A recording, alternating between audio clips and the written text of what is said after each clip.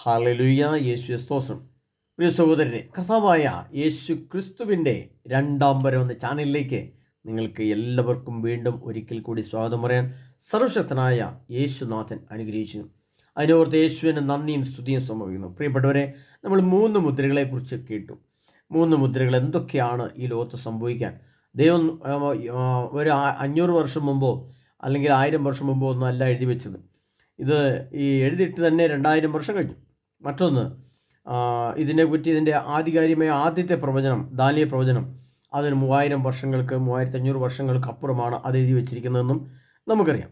എന്നാൽ അത് കാലാകാലങ്ങളായിട്ട് ഓരോ പ്രവാചകന്മാർ, യേശുക്രിസ്തു പറഞ്ഞത്, അപ്പസ്തോലന്മാർ പറഞ്ഞത്, അതിനുശേഷം യോഹന്നാൻ്റെ വെളിപാടുകളിൽ കൂടെ സംസാരിച്ചത്, ഇങ്ങനെ ഇതെല്ലാം ഓരോ പ്രവാചകന്മാർ എഴുതുമ്പോഴും അത് നിഗൂഢമാക്കി ആണ് എഴുതിയിരിക്കുന്നത്. എന്നാൽ ചില കാലഘട്ടങ്ങളെത്തുമ്പോൾ ആ കാലഘട്ടങ്ങളെ അനുസരിച്ച് വചനത്തിൽ വന്ന മാറ്റവും വചനത്തിൽ നിക്ഷിപ്തമാക്കി വെച്ചിരിക്കുന്ന നിഗൂഢ രഹസ്യങ്ങളുടെ അർത്ഥവ്യാഖ്യാന തലങ്ങളും സംസാരിക്കാൻ കഴിവുള്ള വ്യക്തികളിൽ കൂടെ ദൈവം ലോകത്തിന് അത് വെളിപ്പെടുത്തി കൊടുക്കും.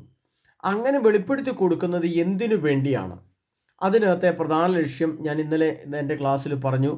ഒരേ ഒരു ലക്ഷ്യമേ ഇതിൻ്റെ കാര്യമുള്ളൂ. ഇത്രയും വിശദമായിട്ട് ഈ വിശുദ്ധ ഗ്രന്ഥമൊക്കെ എഴുതപ്പെടുമ്പോഴും ഇതിന് ഒരേ ഒരു ലക്ഷ്യമേ ഉള്ളൂ. ആ ലക്ഷ്യമെന്ന് പറയുന്നത് നിൻ്റെ അഥവാ എൻ്റെ നിത്യജീവൻ മാത്രമാണ്. ഈ നിത്യജീവൻ എന്ന് പറയുന്നത് നമ്മൾ സ്വാഭാവികമായിട്ടും ചിന്തിക്കുമ്പോൾ നമുക്ക് മനസ്സിലാക്കാൻ കഴിയും. എന്താണ് നിത്യജീവൻ? ഒരു ചോദ്യം തന്നെ വരും. മനുഷ്യനെല്ലാവരും കാണുന്നത് മരിച്ചു പോകുന്നതാണ്. ജനിച്ച മനുഷ്യരെല്ലാവരും എന്തെല്ലാം കാരണങ്ങൾ വരുന്നു, അല്ലെ പ്രായം തികഞ്ഞു, അല്ലെങ്കിൽ ആക്സിഡൻറ്റ് പറ്റി, അല്ലെങ്കിൽ രോഗം വന്നു മരിച്ചു പോകുന്നതാണ് മനുഷ്യൻ കാണുക. ആ മരിച്ചു പോകുന്ന മനുഷ്യൻ എവിടെയാണ് നിത്യജീവൻ? അത് സ്വാഭാവികമായിട്ടും ഉൾക്കൊള്ളുക വളരെ ബുദ്ധിമുട്ടാണ്, വളരെ ബുദ്ധിമുട്ടാണ്. എത്രമാത്രം യേശു നമ്മളോട് ഇതൊക്കെ പറഞ്ഞു വെച്ചിട്ടുണ്ടെങ്കിലും, നിത്യജീവനുണ്ടെന്ന് പറഞ്ഞാലും, എന്നിൽ വിശ്വസിക്കുന്ന നിത്യജീവനുണ്ട്, എൻ്റെ ശരീരം ഭക്ഷിക്കുകയും പാനം ചെയ്യുന്ന നിത്യജീവനുണ്ട്, എന്നെയും ഇതിൻ്റെ പിതാവിനെയും അറിയുക എന്നാണ് നിത്യജീവൻ, യേശു ക്രിസ്തുവിലുള്ള വിശ്വാസമാണ് നിത്യജീവൻ, യേശുവാണ് മരിച്ചു പോയപ്പോഴത്തെ നിത്യജീവൻ, ഇതൊക്കെ നമ്മൾ കേൾക്കുന്നുണ്ട്. സഭ നമ്മളെ കുർബാന ചൊല്ലി പഠിപ്പിക്കുന്നു, സഭയുടെ കുദാശികൾ നമ്മളെ പഠിപ്പിക്കുന്നു, അതിനകത്ത് നമുക്ക് മാമോദീസ തരുന്നു, അതുർബാന തരുന്നു, കൗദാശികളും ഒക്കെ തരുന്നു. ഇതൊക്കെ പറയുമ്പോൾ അവർ കുറേ വചനം വായിക്കുന്നു, അച്ഛന്മാർ വായിക്കുന്നു, അത് നമ്മൾ കുറച്ച് കേൾക്കുന്നു, നമ്മൾ കുർബാന കാണുന്നു, വിട്ടുവിട്ട് തിരിച്ചു പോകുന്നു. ഇതൊക്കെ ഉള്ളൂ. അതിനപ്പുറത്തേക്ക് എന്താണ് നിത്യജീവൻ എന്നതിനെ അടിസ്ഥാനപ്പെടുത്തി സംസാരിക്കുമ്പോൾ നമ്മൾ മനസ്സിലാക്കേണ്ട ചില സത്യം എന്ന് പറയുന്നത്, ഇത്തരം കാര്യങ്ങൾ നിഗൂഢമാക്കി വെച്ചിരിക്കുന്ന ഓരോ മുദ്രകളും പൊട്ടുമ്പോൾ അത് പൊട്ടുമെന്ന് ശാസ്ത്രീയമായിട്ട് തെളിയുന്നുണ്ടെന്നുള്ളതാണ്. പ്രത്യേകിച്ച് ഞാൻ കഴിഞ്ഞ ദിവസം പറഞ്ഞു, ഇത് അഗ്നിയുടെ നിറമുള്ളൊരു കുതിര വന്നു എന്ന് ഞാൻ പറഞ്ഞു. അത് തീക്കനലിൻ്റെ നിറമുള്ളത്, അത് വിശുദ്ധ ഗ്രന്ഥത്തിൽ എഴുതി വെച്ചിരിക്കുന്ന വചനമാണ്. അപ്പോൾ ആ തീക്കനലിൻ്റെ നിറമുള്ള ആ കുതിര എന്നത് ദൈവം അർത്ഥമാക്കുന്നത് ഇന്നത്തെ കാലഘട്ടത്തിലേ അതിൻ്റെ അർത്ഥം മനസ്സിലാക്കാൻ സാധിക്കുള്ളൂ. ഇത് എഴുതിയ 2000 വർഷം മുമ്പാണ് തീക്കനലിൽ നിറമുള്ള കുതിരയോ? അതെന്താണ് തീക്കനലിന്? സാധാരണ കുതിരകളുടെ നിറം ഒന്നെങ്കിൽ ഒരു ഇളം തവിട്ട് കളറ്, ഇല്ലെങ്കിൽ വെള്ള കുതിര, ഇല്ലെങ്കിൽ കറുത്ത കുതിര. സാധാരണ ഇങ്ങനെ 3 നിറമുള്ള കുതിരകളാണ് ലോകത്തുള്ളത്. അപ്പോൾ തീക്കനലിൽ നിറമുള്ള കുതിര എന്ന് പറയുമ്പോൾ അതിൻ്റെ തീ മഞ്ഞ കളർ, ഓറഞ്ച് കളറുള്ളൊരു കുതിര വേണം വരെ. അപ്പോൾ അങ്ങനെ ഒരു കുതിര ലോകത്ത് ആരും കണ്ടിട്ടില്ല. അപ്പോൾ തീക്കനൽ നിറമുള്ള കുതിര കടന്നു വന്നു എന്നാണ് പറയുന്നത്. അപ്പോൾ കടന്നു വരിക എന്ന് പറഞ്ഞാൽ എന്താണ്?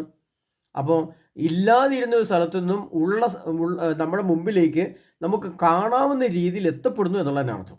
അപ്പോൾ അങ്ങനെ ശാസ്ത്രീയമായിട്ടും വചനത്തിന് ശാസ്ത്രീയ തെളിവ് സഹിതം നിരത്തിക്കൊണ്ട് സംസാരിക്കാൻ കഴിവുള്ള വചനഭാഗമാണ് വിശുദ്ധ ഗ്രന്ഥത്തിലെ വെളിപാടിൻ്റെ ഗ്രന്ഥം. പക്ഷേ ഇത് മുദ്ര നീക്കി, അല്ലെങ്കിൽ ഇതിൻ്റെ കർത്താവ് എഴുതി വെച്ച നിഗൂഢ രഹസ്യങ്ങളെ മറനീക്കി കാണുക, സംസാരിക്കുക, പഠിക്കുക, അല്ലെങ്കിൽ അത് പറഞ്ഞു തരിക, അല്ലെങ്കിൽ ഉൾക്കൊള്ളുക എന്ന് പറയുന്നത് വളരെ ബുദ്ധിമുട്ടുള്ള കാര്യമാണ്. പക്ഷേ അതുകൊണ്ട് തന്നെ നമ്മളൊരു കാര്യം മനസ്സിലാക്കണം. ഈ സത്യങ്ങളെ ഓരോ പ്രാവശ്യവും നമ്മൾ മനസ്സിലാക്കുമ്പോൾ, ഇങ്ങനെ മനസ്സിലാക്കുമ്പോൾ, കേൾക്കുമ്പോൾ, ഇതെല്ലാം എൻ്റെ ഹൃദയ വിശുദ്ധീകരണത്തിന്, എൻ്റെ ആത്മരക്ഷയ്ക്ക്, എൻ്റെ നിത്യജീവന് വേണ്ടി ഉതകുന്ന ഒരു ക്ലാസ്സായിട്ട് നമുക്ക് രൂപാന്തരപ്പെടുത്താൻ സാധിക്കണം. അതുകൊണ്ട് പ്രിയ സഹോദരങ്ങളെ, ഇതൊക്കെ സസൂക്ഷ്മം കേൾക്കുകയും സശ്രദ്ധം ശ്രവിക്കുകയും സാഗൂതം ഇത് കേട്ട് ഉൾക്കൊള്ളുകയൊക്കെ നമ്മൾ ചെയ്യേണ്ടതായിട്ടുണ്ട്. ഇല്ലെങ്കിൽ സംഭവിക്കാൻ പോകുന്നത് എന്താണെന്ന് ചോദിച്ചാൽ, ഇനിയിപ്പോൾ 4ാമത്തെ മുദ്ര തുറന്നപ്പോൾ എന്താ പറയുന്നത് നമുക്ക്, അപ്പോൾ അതിൻ്റെ ബാക്കിയായിട്ട് നമുക്ക് കേൾക്കാം. അപ്പോൾ നിങ്ങൾ ശ്രദ്ധിക്കുക, അവൻ 4ാമത്തെ മുദ്ര തുറന്നപ്പോൾ വരിക എന്ന് 4ാമത്തെ ജീവി പറയുന്നത് ഞാൻ കേട്ടു. അത് നമ്മൾ ഇതിനകത്തെല്ലാം പറയുന്നത് നമ്മൾ കേൾക്കുന്നത് 4ാമത്തെ ജീവിയാണെന്ന് കേട്ടു. 1, 2, 3 4ാമത്തെ ജീവി.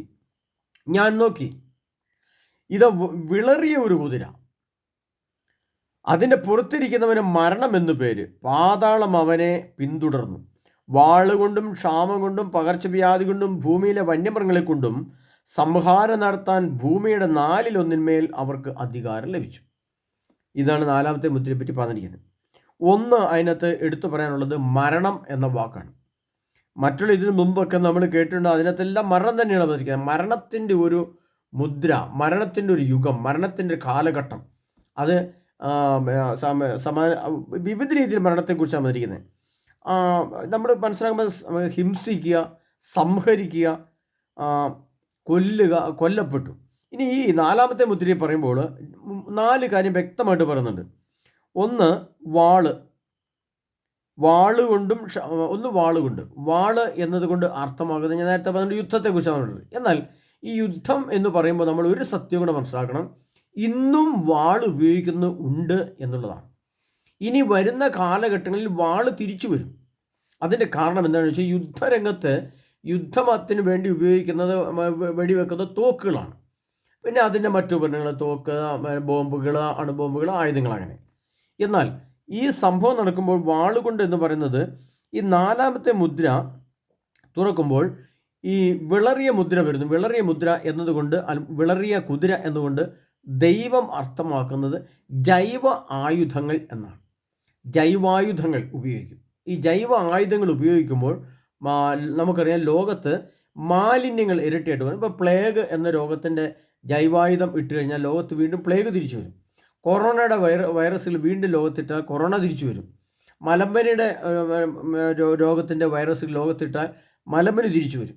അല്ലെങ്കിൽ അതിനേക്കാൾ മാരകമായ വലിയ രോഗങ്ങൾ തിരിച്ചു കൊണ്ടുവരാൻ കഴിയുന്ന, അല്ലെങ്കിൽ അതിൻ്റെ ലബോറട്ടറികളെ തുറന്നു വിടുന്ന കഴിയുന്ന, എങ്ങും മരണം, എവിടെയും മരണം, അങ്ങനെയുള്ളൊരു മരണം പിന്തുടരുക. അപ്പോൾ ഈ മരണത്തിന് ഒരു പ്രത്യേകതയുണ്ട് പ്രിയപ്പെട്ടവരെ. ഈ മരണം കൊണ്ടുപോകുന്നത് പാതാളത്തിലേക്കാണ്. ഈ മരണം അതിൻ്റെ പാതാളത്തിലേക്കാണ് പോകുന്നത്, അല്ലാതെ ഈ മരണം എന്താണ് ഉയർപ്പിലേക്കല്ല പോകുന്നത്. പാതാളം അതിനെ പിന്തുടരുന്നു. ഇതാ വളരെ അതിൻ്റെ പുറത്തിരിക്കുന്നതിന് മരണം എന്ന് പേര്, പാതാളം അവനെ പിന്തുടർന്നു. അപ്പോൾ ഭൂമിയുടെ ഉപരിതലത്തിൽ നിന്ന് മരിക്കുന്ന വ്യക്തി മരണത്തിൽ കൂടെ പാതാളത്തിലേക്ക് പോകുന്ന അവസ്ഥയിലേക്കാണ് ഇതിൻ്റെ പോകുന്നത്. അപ്പോൾ ആ മരണം വിതയ്ക്കുന്നതും ആ പാതാളത്തിലേക്ക് കൊണ്ടുപോകുന്നതുമായ ഒരു ശക്തിയെക്കുറിച്ച് നമ്മൾ മനസ്സിലാക്കുമ്പോൾ അത് ഒരു വിളറിയ കുതിരയാണെന്നും, ആ വിളറിയ കുതിര ഏത് രാജ്യത്തു നിന്ന് വരുന്നു, എപ്പോൾ വരുന്നു എന്നും നമ്മൾ മനസ്സിലാക്കുക. അതിന് മുന്നായിട്ടൊരു കാര്യം ഞാൻ പറഞ്ഞുതരാം.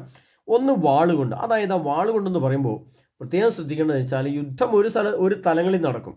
അങ്ങനെ ഒരു തലങ്ങളിൽ, അതിർത്തികളിലും മറ്റു ഭാഗങ്ങളിൽ യുദ്ധം നടക്കുമ്പോൾ, ഞാൻ കഴിഞ്ഞ ദിവസം പറഞ്ഞതുപോലെ ഇതിൻ്റെ ആഭ്യന്തരമായിട്ട് ഇപ്പോൾ ഒരു അണുവായുധം, ഇസ്രായേലിന് നേരെ ഒരു അണുവായുധം ഏതെങ്കിലും ഒരു രാഷ്ട്രം ഇട്ട് കഴിഞ്ഞാൽ അതിനെതിരെ അതിൻ്റെ കോപത്തോടെ, വൈരാഗ്യത്തോടെ, അതിൻ്റെ പക വീട്ടാനോ എന്നുള്ള നിലയിൽ അവർ തിരിച്ച് ചെയ്തേ പറ്റൂ, ചെയ്യുക തന്നെ ചെയ്യും. അതിന് ഇസ്രായേൽ മറ്റൊരു രാഷ്ട്രം നേരിട്ടാലോ അവർ തന്നെയോ. അപ്പോൾ അവർക്ക് ഈ ജനങ്ങളുടെ കയ്യിൽ മറ്റായുധങ്ങളൊന്നും കിട്ടാനില്ല. അപ്പോൾ അവർ വാള് എന്ന സ്ഥാനത്ത് അവരെന്തുപയോഗിക്കും? അവർക്ക് പിന്നെ തിരിച്ച് വെട്ടാനും കുത്താനും അവരുടെ വാക്കുത്തിയോ കോടാലിയോ അല്ലെങ്കിൽ കുന്തങ്ങളോ അല്ലെങ്കിൽ അങ്ങനെ എന്തെങ്കിലും ഒരു ആയുധങ്ങൾ ഉപയോഗിക്കും. പ്രിയപ്പെട്ടവരെ, അങ്ങനെ അതും ഉപയോഗിക്കുന്ന കാരണം അതുകൊണ്ട് വ്യക്തമായിട്ട് കർത്താവ് വന്നിരിക്കുകയാണ്, വാള് എന്ന് എടുത്തു വന്നിട്ടുണ്ട്. അപ്പോൾ അതിന് രണ്ടർത്ഥമുണ്ട്. ഒന്ന് യുദ്ധമാണ്, മറ്റൊന്ന് ആയുധങ്ങൾ, ഇരുമ്പ് ആയുധങ്ങൾ ഉപയോഗിക്കുന്ന അവസ്ഥ വരും. അപ്പം എവിടെയും കലാപങ്ങളും, എവിടെയും അപ്പോൾ കലാപത്തിൻ്റെ ഒരു സംഭവം അതിൽ എഴുതപ്പെട്ടിട്ടുണ്ട്. മറ്റൊന്നാണ് ക്ഷാമം. ക്ഷാമം എന്ന് പറയുമ്പോൾ നമുക്ക് മനസ്സിലാക്കാം, ക്ഷാമം സമസ്ത മേഖലയിലാണ്. ഭക്ഷണത്തിന് ക്ഷാമം, വെള്ളത്തിന് ക്ഷാമം, പെട്രോൾ ഡീസലിന് ക്ഷാമം, വാഹനങ്ങൾ ഓടുന്നില്ലാത്തതിൻ്റെ ക്ഷാമം, മരുന്നുകൾ ലഭിക്കാത്തതിൻ്റെ ക്ഷാമം, അതോടൊപ്പം നമ്മുടെ സഭയെ സംബന്ധിച്ച് കൂദാശകൾ ലഭിക്കാത്ത കാലം, കൗദാശിക തലങ്ങളിലുള്ള ക്ഷാമം, കുർബാന കിട്ടാത്ത ക്ഷാമം, വിശുദ്ധ കുർബാനയുടെ ക്ഷാമം, നാട്ടുകാർക്ക് ദേവാലയത്തിൽ പോകാൻ പറ്റാത്തതിൻ്റെ ക്ഷാമം, വൈദികരെ കിട്ടാനില്ലാത്ത ക്ഷാമം, കിട്ടുന്ന വൈദികരെ നമുക്ക് നല്ല വിശുദ്ധിയും ആത്മവിശ്വാസവും ദൈവകൃപയും നിറഞ്ഞ വൈദികൻ അല്ലെങ്കിൽ അതിൻ്റെ പേരിലുണ്ടാകുന്നതിൻ്റെ പ്രശ്നങ്ങൾ, നല്ല വൈദികരാണെങ്കിൽ നമുക്ക് കുർബാനകൾ ദേവാലയത്തിൽ ചെല്ലാൻ പറ്റാത്തതിൻ്റെ ക്ഷാമം എന്നിങ്ങനെ ഭക്ഷണത്തിന്, മരുന്നിന്, സമസ്ത മേഖലയിലും ക്ഷാമം എന്ന് പറയുമ്പോൾ ഞാൻ പണ്ട് പറഞ്ഞ പട്ടിണിയല്ല. പട്ടിണി എന്ന് പറയുമ്പോൾ പട്ടണി എന്നാണ് ഞാൻ പറയുന്നത്, മരണത്തിലേക്ക് പോകുന്നത്. പക്ഷേ ക്ഷാമം എന്ന് പറഞ്ഞാൽ അല്പാൽപ്പം കിട്ടിയെന്ന് വരാം, എന്നാൽ നമുക്കൊന്നിനും തികയാത്ത അവസ്ഥയിൽ. അത് കുറച്ച് മൂർച്ഛിച്ച് കഴിയുമ്പോൾ ക്ഷാമം പട്ടിണിയിലേക്ക് മാറും. ക്ഷാമം കൂടുതലായി കഴിയുമ്പോൾ പട്ടിണി, എന്നാൽ പട്ടിണിയാന്ന് പറഞ്ഞാൽ മരിച്ചു പോവുക. അപ്പോൾ സമസ്ത മേഖലകളിൽ ക്ഷാമം ഭൂമിയിൽ വിതയ്ക്കപ്പെടുവാൻ മാത്രം ഈ 4ാമത്തെ മുദ്ര തുറക്കുമ്പോൾ ലോകത്ത് സംഭവിക്കും. മറ്റൊന്നാണ് പകർച്ചവ്യാധി. അതുകൊണ്ടാണ് ഞാൻ ആദ്യമേ പറഞ്ഞത്, വിളറിയ കുതിര എന്ന് പറയുമ്പോൾ അത് ജൈവ ആയുധങ്ങൾ, മനുഷ്യനെ കൊല്ലുവാനുള്ള എന്തെല്ലാം സംവിധാനമുണ്ടോ അതൊക്കെ ഉപയോഗിച്ചുകൊണ്ടുള്ള ഇത് വരും. അപ്പോൾ അതെങ്ങനെയാണ്? അപ്പോൾ പകർച്ചവ്യാധികൾ, മുമ്പേ പറഞ്ഞ പോലെ പകർച്ചവ്യാധികൾ വരും. പകർച്ചവ്യാധികളെ കൊണ്ടും ഭൂമിയിലെ വന്യമൃഗങ്ങളെ കൊണ്ടും സംഹാരം നടത്താൻ, അവിടെ കൊല്ലുകയല്ല ചെയ്യുന്നത്. കൊല്ലുക എന്ന് പറഞ്ഞാൽ എന്താണ്? ഒരു വ്യക്തിയോ ഓരോ 10 ആളുകളെ കൊന്നു എന്ന് പറയുന്നത്. 10 ആളുകളെ സംഹരിച്ചു എന്ന് പറയുന്നില്ല. അപ്പോൾ സംഹരിക്കുക എന്ന് പറഞ്ഞത് ഒരു പ്രദേശത്തുള്ള ആളുകളെ ഒന്നിച്ചു കൊല്ലുന്നതിനാണ് സംഹരിക്കുക എന്ന് പറയുന്നത്. ഇപ്പോൾ ഒരു ജില്ലയിലെ ഒരു 30 ലക്ഷം ആളുകൾ, ഒരു ജില്ലയിൽ 30 ലക്ഷം ആളുകൾ താമസിക്കുന്നുണ്ട്.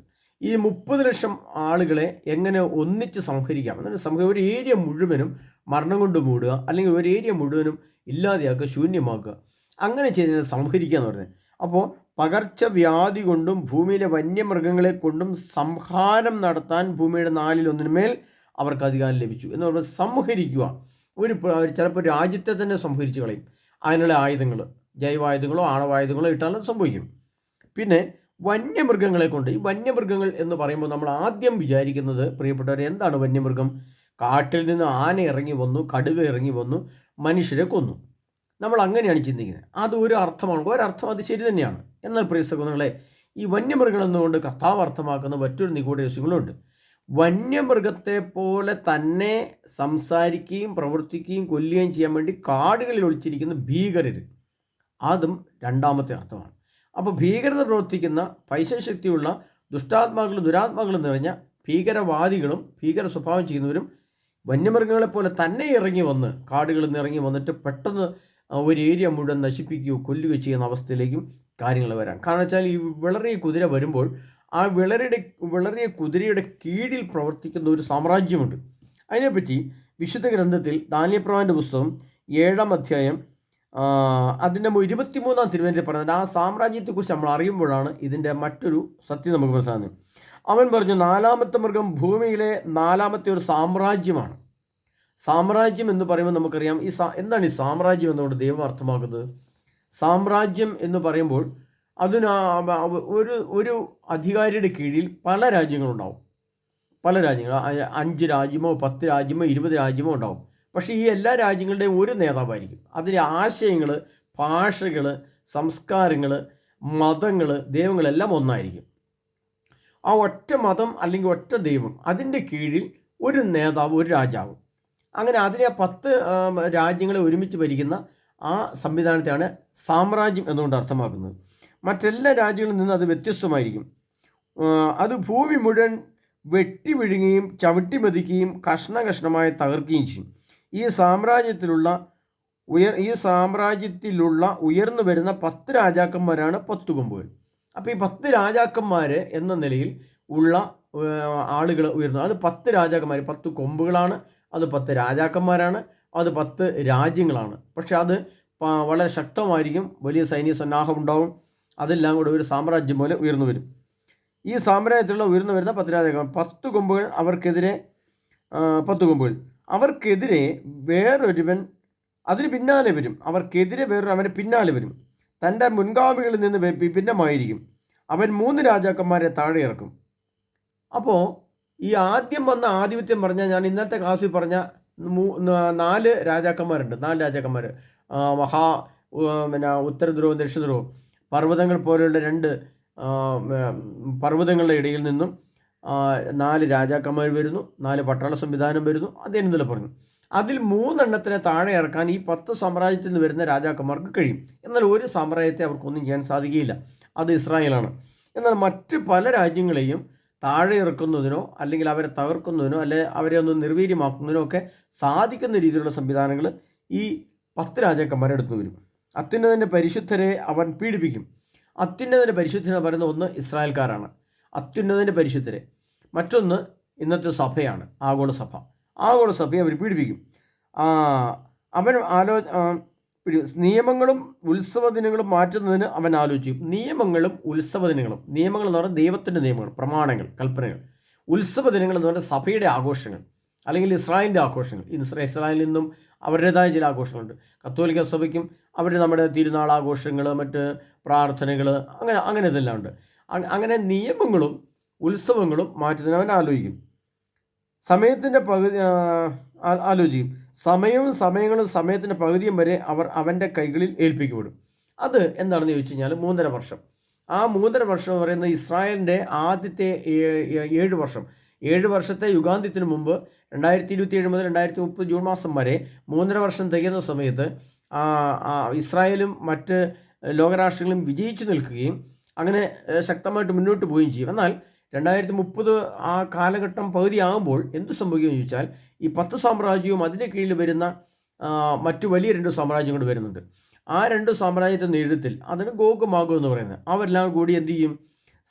സമയങ്ങളും സമയത്തിൻ്റെ പകുതി വരെ, അതായത് പിന്നീട് വരുന്ന 3.5 വർഷം, 2030 ജൂൺ മാസത്തിന് ശേഷം വരുന്ന 3.5 വർഷം, 2033 യുഗാന്ത്യം എത്തുന്നവരെ വരെ ഉള്ള 3.5 വർഷത്തെ അടിമത്തം ഇസ്രായേലിനെയും ലോകത്തെ മുഴുവനും അടിമത്തത്തിലേക്ക് കൊണ്ടുപോകും. മറ്റെല്ലാ ലോകത്തെയും രാജ്യങ്ങളെയും ഇവർ അടിമത്തത്തിലേക്ക് കൊണ്ടുപോകും. അങ്ങനെ ഈ സമയങ്ങളിലാകുമ്പോൾ അതാണ് എതിർ ക്രിസ്തുവിൻ്റെ നേതൃത്വം എന്ന് പറയുന്നത്. എതിർ ക്രിസ്തുവിൻ്റെ നേതൃത്വത്തിൽ ഈ ലോകത്തെ മുഴുവനും ഇവർ 3.5 വർഷം മഹാപീഡനത്തിലൂടെ കടത്തിവിടുമെന്നും അത് വലിയ ദുരന്തങ്ങളും വലിയ പ്രശ്നങ്ങളും വലിയ യുദ്ധങ്ങളും പകർച്ചവ്യാധികളും എല്ലാം ഉണ്ടാകുമെന്നും അതൊരു സാമ്രാജ്യമായിരിക്കുമെന്നും ആ സാമ്രാജ്യത്തിൻ്റെ പ്രവൃത്തി ഇങ്ങനെ ആയിരിക്കുമെന്നെല്ലാം കർത്താവ് പറയുകയാണ്. എന്നാൽ ന്യായാധിപ സഭ വിധി പ്രസ്താവിക്കാൻ ഉപവിഷ്ടമാവുകയും അവൻ്റെ ആധിപത്യം എടുത്തു മാറ്റപ്പെടുകയും ചെയ്യും. ന്യായാധിപ സഭ, അതായത് യേശു ക്രിസ്തുവിൻ്റെ 2ാമത്തെ വരവ്, പൂർണ്ണമായി ദഹിപ്പിച്ച് നശിപ്പിക്കേണ്ടതിന് തന്നെ. അപ്പോൾ ന്യായാധിപ സഭ എന്ന് പറയുന്നത് സർവശക്തനായ യേശു ക്രിസ്തുവിൻ്റെ 2ാമത്തെ വരവ് വന്ന് ഈ ചെയ്തു കൂട്ടിയ മുഴുവൻ അനീതിക്കും, ഈ ചെയ്തു കൂട്ടിയ കൊലപാതകത്തിനും, ഈ ലോകത്ത് കാണിച്ച ദുഷ്ടതയ്ക്കും വഞ്ചനയ്ക്കും കൊലപാതകത്തിനും മുഴുവനും, ഈ അനീതിക്ക് മുഴുവനും സർവശക്തനായ ദൈവത്തിൻ്റെ ന്യായാധിപ സഭ ഉണ്ടാകുമെന്നും യേശു ക്രിസ്തു 2ാമത്തെ വരവ് വരുമെന്നും കർത്താവ് വ്യക്തമായി പറയുകയാണ്. പൂർണ്ണമായി ദഹിപ്പിച്ച് നശിപ്പിക്കേണ്ടതിനാണ് പിന്നീട് കർത്താവ് വരുന്നത്. നശിപ്പിക്കേണ്ടതിന് തന്നെ, പൂർണ്ണമായിട്ട് ദഹിപ്പിച്ച് നശിപ്പിക്കുക എന്ന് പറഞ്ഞാൽ നമ്മളൊന്ന് ആലോചിച്ച് നോക്കണം പ്രിയപ്പെട്ടവർ. എങ്ങനെയാണ് ലോകത്തെ, അല്ലെങ്കിൽ കർത്താവിൻ്റെ ആത്മാവിനെ പീഡിപ്പിച്ചവരെ കർത്താവ് നശിപ്പിക്കുന്നത്? പൂർണ്ണമായി ദഹിപ്പിച്ച് നശിപ്പിക്കുക. അതാണ് ആ പൂർണ്ണമായി ദഹിപ്പിച്ച് നശിപ്പിക്കലാണ് സെഫാനയുടെ പുസ്തകത്തിൽ കർത്താവ് പറയുന്നത്. എന്താണ് പറയുന്നത്? സകല ലോകത്തെയും, ഈ ഭൂമിയിലെ സമസ്ത വസ്തുക്കളെയും, അത് പത്രോസിൻ്റെ ലേഖനത്തിൽ പറയുന്നുണ്ട്. ആറ്റം ബോംബ് പൊട്ടുമ്പോൾ എന്താണ് സംഭവിക്കുന്നത്? മൂലപദാർത്ഥങ്ങൾ എരിഞ്ഞ് ചാമ്പലാകും, ഭൂമി മേലെ സമസ്ത വസ്തുക്കളും കത്തി നശിക്കും. അപ്പോൾ പൂർണ്ണമായും ലോകം, ഭൂമി മുഴുവനും പൂർണ്ണമായിട്ടും കത്തി നശിക്കത്തക്ക രീതിയിൽ ഈ സംഭവം നടക്കുന്നത് എപ്പോഴാണെന്ന് കർത്താവ് പറയുകയാണ്. അത് 4ാമത്തെ സാമ്രാജ്യത്തിൻ്റെ ഇടയ്ക്ക് സംഭവിക്കുന്നതാണ്. ഈ 4ാമത്തെ സാമ്രാജ്യമാണ് ഇനി വരാനിരിക്കുന്ന 10 കൊമ്പുകളുടെ സാമ്രാജ്യം. അതിൻ്റെ അവരിൽ നിന്ന് വരുന്ന 4 സംഭവങ്ങളാണ് വരുന്നത്. 1 യുദ്ധം, 2 ക്ഷാമം, 3 പകർച്ചവ്യാധി, 4 വന്യമൃഗങ്ങൾ. 4 തലത്തിൽ കൂടിയാണ് മരണം വരുന്നത്. അതായത് ഇനി 2027 മുതൽ മുന്നോട്ടുള്ള കാലഘട്ടം എന്ന് പറയുന്നത് മുഴുവൻ മരണത്തിൻ്റെ യുഗവും, മരണയുഗം, മരണവുമായി ബന്ധപ്പെട്ട എല്ലാ കാര്യങ്ങളും. പ്രിയ സഹോദരങ്ങളെ, ഈ കൃപായുഗം അഥവാ ദൈവത്തിൻ്റെ യേശുവിൻ്റെ സുവിശേഷവും അതിൻ്റെ സ്നേഹവും സന്തോഷവും അതിൻ്റെ ആത്മീയ ആനന്ദത്തിൻ്റെ ഒക്കെ കാലഘട്ടം പെട്ടെന്ന് കടന്നു പോവുകയാണ്. അതുകൊണ്ടാണ് 2027 വരുന്നതിന് മുമ്പുള്ള കാലഘട്ടമായ 2025 ഇടയ്ക്കുള്ള ഈ സമയം, 2 വർഷം, ഈ 2 വർഷത്തിൽ പോലും നമുക്കറിയാം ഇപ്പോൾ ഗൾഫ് രാഷ്ട്രങ്ങളിൽ യുദ്ധം നടക്കുകയാണ്. അവിടെ സമാധാനമില്ല, സന്തോഷമില്ല. അത് കൂടി വരികയുള്ളൂ. അല്ലാതെ പെട്ടെന്ന് എല്ലാം കണ്ടീഷനായിട്ട് ക്ലിയറായി. ഇനിയിപ്പം നമുക്ക് ഫ്രാൻസിൻ്റെ ഭാഷ പഠിക്കാം, ജർമ്മൻ ഭാഷ പഠിക്കാം. കഴിഞ്ഞ ദിവസം ഒരു പെൺകുട്ടിയെ കണ്ടു. അവർ ജർമ്മൻ ഭാഷ പഠിക്കുകയാണ്. 11 മാസം പഠിക്കുന്ന, അടുത്ത മാസം പരീക്ഷ എന്ന് പറഞ്ഞു. അത് ജർമ്മനിലേക്ക് പോകാനാണെന്ന് പറഞ്ഞത്. ഞാൻ പ്രത്യേകിച്ച് ഒന്നും സംസാരിക്കാൻ പോയില്ല. ഞാൻ പറഞ്ഞിട്ട് കാര്യമില്ല, മനുഷ്യന് മനസ്സിലാകുന്നില്ലോ. ജർമ്മനിലേക്ക് പോകാൻ പറ്റില്ല, ഒന്ന് പോയാൽ പിന്നെ തിരിച്ചു വരാൻ പറ്റില്ല. അപ്പോൾ പോയാൽ യുദ്ധത്തിൻ്റെ സമയത്ത് എല്ലാ വിമാനവും നിന്ന് പോകും. പിന്നെ ആഴ്ചക്കാലത്ത് തിരിച്ച് ഭൂമിയിൽ സ്വന്തം നാട്ടിലേക്ക് വരാൻ പറ്റില്ല. അപ്പോൾ ഇതൊന്ന് പറഞ്ഞു കൊടുത്താൽ ഉൾക്കൊള്ളാൻ പറ്റില്ല. അങ്ങനെയൊന്നും ഇല്ല ചേട്ടാ എന്നേ പറയുള്ളൂ. അങ്ങനെയൊന്നും വരില്ല, ഞങ്ങൾ പഠിക്കും പോകും എന്ന് പറയും. അപ്പോൾ അതൊക്കെയാണ് കാര്യങ്ങൾ. അപ്പോൾ ഇവിടെവരെ ഇനി മറ്റൊരു കാര്യം കൂടെ പറയാനുള്ളത്, അതിൻ്റെ പുറത്തിരിക്കുന്നവന് മരണം എന്ന് പേര്. അപ്പോൾ ഇവിടെ നമ്മളൊരു സത്യോടെ മനസ്സിലാക്കേണ്ടതായിട്ടുണ്ട്. മരണത്തെ സംബന്ധിച്ച് വിശുദ്ധ ഗ്രന്ഥത്തിൽ നമ്മൾ 2 കാര്യം മനസ്സിലാക്കേണ്ടത്. ഒന്ന്, തെസ്സലോനിക്കർക്ക് എഴുതിയ ലേഖനം അതിൻ്റെ 4:16 ആ വചനത്തിൽ പറയുന്നത് ക്രിസ്തുവിൽ മരണമടഞ്ഞവർ ആദ്യം ഉയർത്തെഴുന്നേൽക്കും. അപ്പോൾ അതാണ് യേശുക്രിസ്തു ഭൂമിയിൽ വന്ന് മരണത്തെ ഇല്ലായ്മ ചെയ്യുന്ന കാലഘട്ടം. ആ യേശുക്രിസ്തു വന്ന് കുരിശിൽ തൂങ്ങി മരിച്ച് നമ്മുടെ പാപങ്ങൾ ഏറ്റെടുത്ത് യേശുവിൻ്റെ ശരീരത്തിൽ ആ മരണത്തെ ആവഹിച്ചെടുത്ത് ഭൂമിയിൽ നിന്ന് മരണത്തെ നീക്കിക്കളഞ്ഞു കർത്താവ്. അപ്പോൾ ക്രിസ്തു വരുന്നത് വരെ ഉണ്ടായിരുന്ന കാലഘട്ടം പ്രത്യേകിച്ചും പഴയ നിയമകാലഘട്ടം, യേശു ഭൂമിയിൽ ജനിക്കുന്നതിന് മുമ്പ് വരെ പ്രമാണത്തിൽ വിശ്വസിക്കുകയും പിതാവായ ദൈവത്തിൽ വിശ്വസിക്കുകയും ചെയ്ത് മരിച്ചവരാണ് മരണമടഞ്ഞവർ. കാരണം അവർ യേശുവിനെ നേരിട്ട് കണ്ടിട്ടില്ല. പ്രമാണങ്ങളിലായിരുന്നു അവരുടെ ആശ്രയം. ദൈവത്തിലുള്ള വിശ്വാസം മാത്രം ഉണ്ടായിരുന്നു, നേരിട്ട് കണ്ടിരുന്നില്ല. ദൈവത്തിൻ്റെ പ്രമാണത്തിനപ്പുറത്തേക്കുള്ള ദൈവസ്നേഹം, പരസ്നേഹം, പരിശുദ്ധാത്മാവ്, പ്രാർത്ഥനകൾ, ആരാധനകൾ, അപ്പസ്തോല പ്രവർത്തനങ്ങൾ, സുവിശേഷ പ്രഘോഷങ്ങൾ, അതൊന്നും അവർക്കറിയത്തില്ല. ആ കാലഘട്ടം വരെയുള്ള ആൾക്കാരെയാണ് ക്രിസ്തുവിൽ മരണമടഞ്ഞത്. അപ്പോൾ കർത്താവ് പറയാണ്, ക്രിസ്തുവിൽ മരണമടഞ്ഞവർ ആദ്യ ഉയർത്തെഴുന്നേൽക്കും. രണ്ടാമത് പറയുന്നത് യേശുവിൽ നിദ്ര പ്രാപിച്ചവർ അവനോട് കൂടെ ഉയർത്തെഴുന്നേൽക്കും. അപ്പോൾ അവിടെ യേശുവിൽ നിദ്ര പ്രാപിക്കുന്ന മരണമല്ല, നിദ്രയാണ്. നിദ്ര എന്ന് പറയുന്നത് എന്താണ്? മരണവും നിദ്രയും പറഞ്ഞ് എൻ്റെ ക്ലാസ് ഇതിൻ്റെ പുറകെ വീഡിയോയിൽ കിടപ്പുണ്ട്, നിങ്ങളത് കണ്ട് മനസ്സിലാക്കണം. റാപ്ചറും ചുരിദാറും പറഞ്ഞ ക്ലാസ് കിടപ്പുണ്ട്, മരണവും നിദ്രയും എന്ന് പറഞ്ഞ ക്ലാസ് കിടപ്പുണ്ട്. അതിൻ്റെ എല്ലാ കാര്യങ്ങളും വിശദമായിട്ട് പുറകിലുള്ള വീഡിയോയിൽ കിടപ്പുണ്ട്. അത് നിങ്ങൾ കേട്ടാൽ മതി. ഞാൻ പുറകോട്ട് പോകാൻ പറ്റുന്നില്ല, സമയം മുന്നോട്ട് പോകുന്നതുകൊണ്ട്. പ്രിയപ്പെട്ടവരെ, അവിടെ അപ്പോൾ ഇവിടെ ഒരു പ്രശ്നം നമുക്ക് മനസ്സിലാക്കണ്ടേ. എന്താണ്? അതിൻ്റെ പുറത്തിരിക്കുന്നവന് മരണം എന്നു പേര്, അത് പാതാളം അതിനെ പിന്തുടർന്നു. അപ്പോൾ ഈ മരണം വിതയ്ക്കുന്ന സാമ്രാജ്യങ്ങൾ, ആ സാമ്രാജ്യങ്ങൾ ആരാണെന്നുള്ളത് നമുക്ക് ആ കാലഘട്ടങ്ങളിൽ മനസ്സിലാക്കാൻ പറ്റുള്ളൂ. ഇപ്പം നമുക്കങ്ങനെ ഇന്ന രാഷ്ട്രങ്ങളാണെന്ന് പറയാൻ പറ്റുകയില്ല. അപ്പോൾ നമ്മൾ മനസ്സിലാക്കേണ്ട, ആ കാലഘട്ടങ്ങളിൽ ഇത്തരം സംഭവങ്ങൾ കാഴ്ചവെക്കുന്ന സാമ്രാജ്യം, രാജ്യങ്ങൾ, അതിൻ്റെ മതങ്ങൾ, അതിൻ്റെ ആശയങ്ങൾ എല്ലാം എങ്ങോട്ട് നയിക്കും? പാതാളത്തിലേക്ക് നയിക്കും. അതായത് ക്രിസ്തുവിൽ മരണം പറഞ്ഞാൽ നമുക്ക് പേടിക്കാനില്ല, ക്രിസ്തു നിദ്ര പ്രാപിച്ചാൽ നമുക്ക് പേടിക്കാനില്ല, കർത്താവ് ഉയർത്തെഴുന്നേൽപ്പിക്കും. എന്നാൽ ഇത്തരം തെറ്റായ ആശയങ്ങൾ പഠിപ്പിക്കുകയും തെറ്റായ കാഴ്ചപ്പാടുകൾ വെച്ച് പുലർത്തുകയും ശരിയായ ദൈവത്തിൽ നിന്ന് മനുഷ്യൻ്റെ വിശുദ്ധിയെ, നന്മയെ വ്യതിചലിപ്പിക്കുകയും മറ്റൊരു തെറ്റായ പഠനം ലോകത്ത് കൊണ്ടിരിക്കുകയും ചെയ്യുമ്പോൾ എന്തു സംഭവിക്കും? അവിടെ പാതാളത്തിലേക്ക് പോവുകയാണ്. അപ്പം ഈ ആശയങ്ങൾ പ്രകടിപ്പിക്കുകയും ഈ ആശയങ്ങൾ ലോകത്തിന് കാണിച്ചു കൊടുക്കുകയും തെറ്റായ സന്ദേശങ്ങൾ കൊടുക്കുകയും ചെയ്താൽ സ്വാഭാവികമാർക്ക് അവരുടെ രണ്ടാമത്തെ ഒരു മരണം പോലും ദൈവം കൊടുക്കുന്നില്ല. പ്രത്യേകിച്ച് കർത്താവ് പറയുന്നുണ്ട്, വെളിപാടിൻ്റെ പുസ്തകം 20:14, ഇതാണ് രണ്ടാമത്തെ മരണം. വെളിപാട് 21:8 പറയുന്നത് ഇതാണ് രണ്ടാമത്തെ മരണം. 2 പ്രാവശ്യം രണ്ടാമത്തെ മരണത്തെക്കുറിച്ച് പറയുന്നുണ്ട്. അപ്പോൾ രണ്ടാമത്തെ മരണത്തിൻ്റെ പ്രത്യേകത എന്ന് പറയുന്നത് നേരെ പാതാളത്തിലേക്ക് വിടുകയാണ്. ആദ്യത്തെ മരണത്തിൽ മരിക്കുന്നവർക്ക് കർത്താവ് ഉയർപ്പ് നൽകുന്നുണ്ട്. പ്രത്യേകിച്ചും യേശുക്രിസ്തുവിൻ്റെ കാലഘട്ടത്തിന് ശേഷമുള്ള കാലഘട്ടത്തിൽ ഏതൊരു മനുഷ്യനും ക്രിസ്തുവിൽ ആശ്രയിച്ച് വിശ്വസിച്ചാലും അല്പം പാപം ചെയ്തിട്ട് മരിച്ചാലും കർത്താവ് അവരെ ഉയർപ്പിച്ച അന്ത്യവിധിയിൽ കർത്താവ് നിത്യരക്ഷ കൊടുക്കുകയും ചെയ്യും. കാരണം വെച്ചാൽ കർത്താവായ യേശുക്രിസ്തു വിശ്വസിക്കുന്നവർ അങ്ങനെ ഒന്നും നശിച്ചു പോവുകയില്ല. കുറച്ച് തിന്മയും പാവം ചെറുതൊക്കെ ആയിട്ടുണ്ടെങ്കിലും അവർ കുമ്പസാരിച്ചും വിശ്വബാനം സ്വീകരിച്ചൊക്കെ യേശുക്രിസ്തു പിടിച്ചു നിൽക്കും.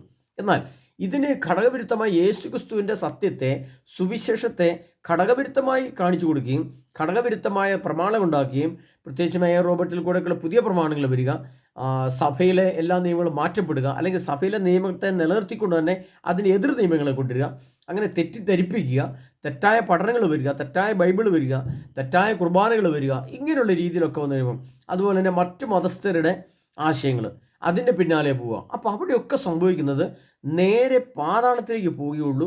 പിന്നെ ഒരു രണ്ടാമത്തെ മരണമോ ഒരു ഉയർപ്പോ രക്ഷയില്ല. രണ്ടാമത്തെ മരണം എന്ന് പറഞ്ഞാൽ പാതാളത്തിലേക്ക് പോകും. ആദ്യത്തെ മരണത്തിന് ക്രിസ്തുവിലായിരിക്കുന്ന സമയത്ത് മരിക്കുകയോ നിത്യപ്രാപിക്കുകയോ ഇപ്പോൾ മുതൽ കർത്താവിൽ മൃതി അടക്കുകയോ ചെയ്യുന്നവർ ഭാഗ്യവാന്മാർ. ആ വചനം ഞാൻ ഇതിനു മുമ്പ് പറഞ്ഞിട്ടുണ്ട്. പ്രിയപ്പെട്ടവരെ, ഇവിടെ നമ്മൾ മനസ്സിലാക്കേണ്ടത്, ഇനി 4ാമത്തെ മുദ്ര തുറക്കുമ്പോൾ പാതാളത്തിൻ്റെ ഒരു തുറവി, പാതാളത്തിൻ്റെ ഒരു ഓപ്പൺ നമുക്ക് കാണാൻ പറ്റും. എവിടേക്കാണ് ലോകത്ത് എവിടെയാണ് പാതാളം സൃഷ്ടിക്കപ്പെടുന്നത്? പ്രത്യേകിച്ച് ഇപ്പോൾ ഏതെങ്കിലും ഒരു രാഷ്ട്രത്തിൽ 1000 അണുബോംബ് വീണാൽ ആ ഒരു പ്രദേശം മുഴുവൻ പാതാളമായിട്ട് മാറും. ഒരു മനുഷ്യനെ അങ്ങോട്ട് നോക്കാൻ പറ്റുകയില്ല, ഒരു മനുഷ്യനെ കാണാൻ പറ്റുകയില്ല. അതിഭയാനകമായ അഗ്നിഗോളമായിട്ട് ആ പ്രദേശങ്ങൾ മാറുകയും ഭീമാകാരമായ അഗ്നിയുടെ കുഴി സൃഷ്ടിക്കപ്പെടുകയും ചെയ്യും. ഒരു രാജ്യമാണെങ്കിൽ ആ രാജ്യം ലോകത്തും തുടച്ചു മാറ്റപ്പെടും. ആ മാറ്റപ്പെടുന്ന ഭാഗത്ത് അഗ്നിയും തീയും മാത്രമല്ല, ആ തീ ഒരിക്കലും നശിക്കുകയില്ല. അതാണ് നമ്മൾ മനസ്സിലാക്കേണ്ടത്. ഇപ്പോൾ ഒരു അണുബോംബ് വീഴുന്ന ഭാഗം, ഈ ലോകത്തിൽ ഇപ്പോൾ ഏതെങ്കിലും രാഷ്ട്രത്തിൽ അണുബോംബ് വീണാൽ ഈ അണുബോംബ് ഒരിക്കലും കെട്ടുപോകുന്നില്ല, നശിച്ചു പോകുന്നില്ല. അത് 2, 4, 6, 8, 14 പറഞ്ഞാൽ എൻ്റെ ആണവ സ്ഫോടനം, ന്യൂക്ലിയർ ഫിഷൻ നടന്നുകൊണ്ടേയിരിക്കും. അത് വലുതായി വരികയുള്ളൂ. അത് സെക്കൻഡുകൾ കൊണ്ട് വലിയ ഭീമാകാരമായ അഗ്നിഗോളമായിട്ട് മാറും. അപ്പോൾ ആ ഒരു പ്രദേശം, ആ ഒരു ഭൂഖണ്ഡം മുഴുവൻ എന്തായിട്ട് മാറും? ഒറിജിനൽ പാതാളമായിട്ട് മാറും. അപ്പോൾ അങ്ങോട്ടാണ്, ആ പാതാളത്തിലേക്ക് നയിക്കുന്ന രീതിയിലായിരിക്കും പിന്നീടുള്ള ഈ ഇത്തരം സാമ്രാജ്യത്തിൻ്റെ പഠനങ്ങളും വിശ്വാസങ്ങളും പോവുക. അപ്പോൾ അത് നമ്മൾ അവിടെ ശ്രദ്ധിക്കേണ്ടത് എന്നാൽ, ഇവിടെയും നമ്മൾ ശ്രദ്ധിക്കേണ്ടത്, സഭയെ സംബന്ധിച്ചും ക്രിസ്ത്യാനികളെ സംബന്ധിച്ചും നമ്മൾ ശ്രദ്ധിക്കേണ്ടത്, ക്രിസ്തുവിൽ നിന്നും ഒരണുവിട വ്യതിചലിക്കാൻ പാടില്ല. ക്രിസ്തുവിൻ്റെ നിയമം, യേശു ക്രിസ്തുവിൻ്റെ നിയമം, യേശു ക്രിസ്തുവിൻ്റെ സുവിശേഷം മുഴുവൻ നമ്മൾ ഉൾക്കൊണ്ട് അതിലായിരിക്കുക. മറ്റൊന്ന്, സുവിശേഷത്തിൻ്റെ രണ്ടാമത്തെ തലമായ വെളിപാട് ഗ്രന്ഥത്തിൽ എന്തെല്ലാം എഴുതപ്പെട്ടിട്ടുണ്ടോ അതിനെ പരിപൂർണമായിട്ടും ഉൾക്കൊള്ളുക. അതിലെങ്ങനെ പറഞ്ഞു? വെളിപാട് ഗ്രന്ഥത്തിൽ പ്രത്യേകിച്ചും നമുക്കറിയാം, ഞാൻ ഇടയ്ക്ക് എപ്പോഴും സൂചിപ്പിച്ച് പറയാറുള്ളതാണ്, വെളിപാട് 22:14 അതൊരിക്കൽ കൂടി ആവർത്തിച്ച് പറയാണ്. എന്താണ്? ജീവൻ്റെ വൃക്ഷത്തിൽ അവകാശം ലഭിക്കാനും കവാടങ്ങളുടെ നഗരത്തിൽ പ്രവേശിക്കാനും തങ്ങളുടെ അങ്കികൾ കഴി വിശുദ്ധീകരിക്കുന്നവർ ഭാഗ്യവാന്മാർ. ആ ഭാഗ്യം നിത്യജീവനാണ്. ആ നിത്യജീവൻ ലഭിക്കുന്നതിന് വേണ്ടി അങ്കികൾ, അവയവങ്ങൾ, ഇന്ദ്രിയങ്ങൾ. നമ്മുടെ ഇന്ദ്രിയത്തെ എപ്പോഴും കഴുകി വിശുദ്ധിയോടെ സൂക്ഷിച്ചു വെച്ചുകൊണ്ടോ. ഇന്ദ്രിയങ്ങളിൽ കൂടെ പാപമോ തിന്മയോ അതിന് ദുരാത്മാക്കളോ നമ്മളിലേക്ക് കടന്നു വരാൻ പാടില്ല. അതുകൊണ്ട് കർത്താവ് പറയണം, 4ാമത്തെ മുദ്ര തുറന്നപ്പോൾ ഈ വിളറിയ കുതിരയും അതിൻ്റെ അസ്വസ്ഥകളും പാതാളം സൃഷ്ടിക്കപ്പെടുകയും അങ്ങോട്ട് മനുഷ്യരെ കൊണ്ടുപോവുകയും ചെയ്യുന്ന അവസ്ഥ വളരെ ഭയാനകമായിരിക്കും. എന്നല്ല, അതൊക്കെ ഇപ്പം നമുക്കറിയാം, ഇപ്പോൾ ഒരു ഗാസ പോലത്തെ പ്രദേശങ്ങളൊക്കെ നമ്മൾ, ഉക്രൈനിലെ ചില പ്രദേശങ്ങളൊക്കെ നമ്മൾ നോക്കിയാൽ അറിയാം, അവിടെ ഒരു മനുഷ്യവാസം അസാധ്യമാണ്. അതൊരു പാതാളമല്ല, അതെല്ലാം അനുഭവമല്ല ഉപയോഗിച്ചിരിക്കുന്നത്. കെട്ടിടങ്ങൾ നശിപ്പിക്കുക, റോഡ് നശിപ്പിക്കുക, അങ്ങനത്തെ ഒരു പശ്ചാത്തലമാണ്. എന്നാൽ മനുഷ്യവാസം അല്ലാത്ത രീതിയിൽ ആക്കി തീർക്കുന്ന പ്രദേശങ്ങളുടെ അവസ്ഥ പോലും വളരെ വേദനാജനകമാണ്. അപ്പോൾ അവിടെ ഒരു പാതാളത്തെ സൃഷ്ടിക്കാൻ മാത്രം ആണവ സ്ഫോടനം നടത്തിയാലോ? അപ്പോൾ അവിടുത്തെ അവസ്ഥ എന്തായിരിക്കും? അങ്ങോട്ട് മനുഷ്യൻ്റെ കണ്ണുകൊണ്ട് നോക്കാൻ വരെ പറ്റില്ല. അത്ര ഭീമാകാരമായ വെളിച്ചവും തീയും ചൂടും ഉണ്ടാകും. പാതാളം സൃഷ്ടിക്കപ്പെടുന്ന മുദ്ര തുറക്കപ്പെടുമെന്നും അത് 4ാമത്തെ മുദ്ര തുറക്കപ്പെടുമ്പോഴാണെന്നും, ഇത് ഏത് കാലഘട്ടത്തിൽ, ഏത് സമയത്താണ് സംഭവിക്കുകയെന്ന് ചോദിച്ചു കഴിഞ്ഞാൽ, സ്വാഭാവികമായിട്ട് നമുക്ക് മനസ്സിലാക്കാൻ കഴിയുന്നത് ഈ 25 ശേഷം ഓരോ സ്ഥലങ്ങളിലും ഇത് സംഭവിക്കാൻ സാധ്യതയുണ്ട്. പ്രത്യേകിച്ചും ഏറ്റവും കൂടുതൽ സംഭവിക്കുന്നത് 2030 ജൂൺ മാസത്തിന് ശേഷമാണ്. കാരണം ഈ ആദ്യത്തെ 3.5 വർഷം ഇസ്രായേലിൻ്റെ ആരാധനയും ജെറുസലേം ദേവാലയത്തിൻ്റെ ആരാധനയും യുദ്ധമുണ്ടെങ്കിലും അതെങ്ങനെ നടന്നുകൊണ്ടേയിരിക്കും.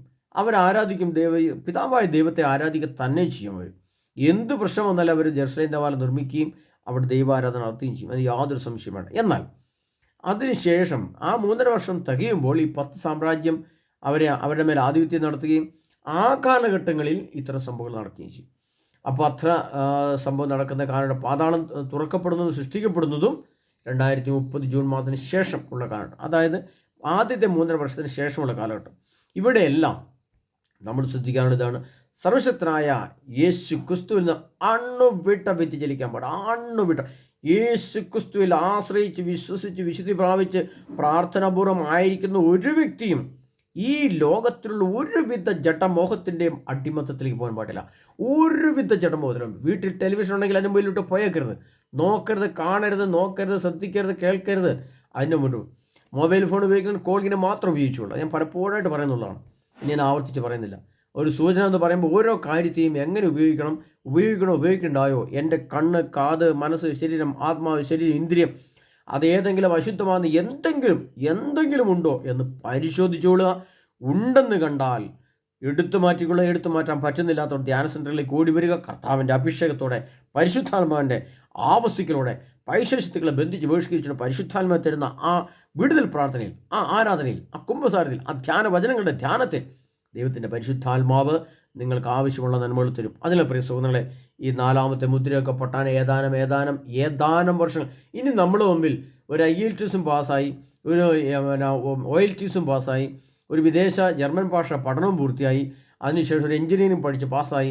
ഇനി നമുക്ക് അമേരിക്കയിലേക്ക് പോകാം, ലണ്ടനിലേക്ക് പോകാം, ഓസ്ട്രേലിയയിലേക്ക് പോകാം എന്നൊക്കെ ആരെങ്കിലും ചിന്തിച്ചിട്ടുണ്ടെങ്കിൽ പ്രിയ സഹോദര സഹോദരി, ആ പരിപാടി അങ്ങ് നിർത്തിവെച്ചോ. സ്വസ്ഥമായിട്ട് ശാന്തമായിട്ട് വീട്ടിൽ ഇരുന്ന് കന്നാരി വളക്കുക, പറമ്പിൽ കപ്പയിടുക, ചേമ്പിടുക, ചേന ഇടുന്ന അവസ്ഥയിലേക്ക് വന്നു. കാരണം ലോകം അതിൻ്റെ അന്ത്യത്തിലേക്ക് അടുക്കുകയാണ്.